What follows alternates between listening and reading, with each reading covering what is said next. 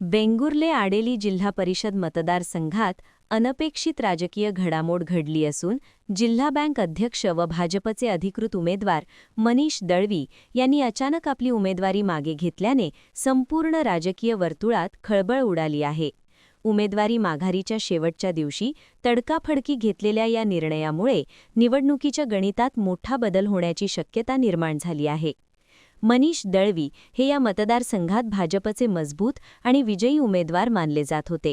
पक्ष संघटन, बँकिंग क्षेत्रातील प्रभाव आणि स्थानिक पातळीवरील जनसंपर्क यामुळे त्यांचा विजय जवळपास निश्चित मानला जात असताना अचानक झालेल्या माघारीमुळे कार्यकर्त्यांमध्ये संभ्रमाचे वातावरण निर्माण झाले आहे.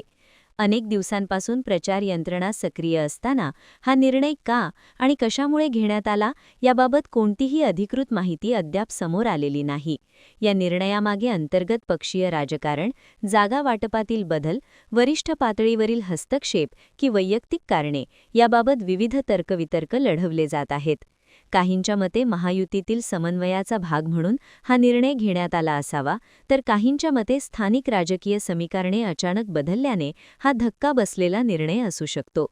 मनीष दळवींच्या माघारीनंतर आता या मतदारसंघात भाजपचा पुढील उमेदवार कोण असेल की पक्ष अपक्ष उमेदवाराला पाठिंबा देणार याबाबतही उत्सुकता निर्माण झाली आहे.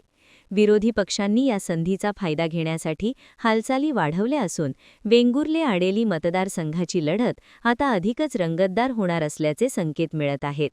या अनपेक्षित निर्णयामुळे जिल्ह्यातील राजकीय वातावरण ढवळून निघाले असून येत्या काही तासांत या माघारीमागील नेमकं कारण स्पष्ट होणार का याकडे सर्वांचे लक्ष लागले आहे.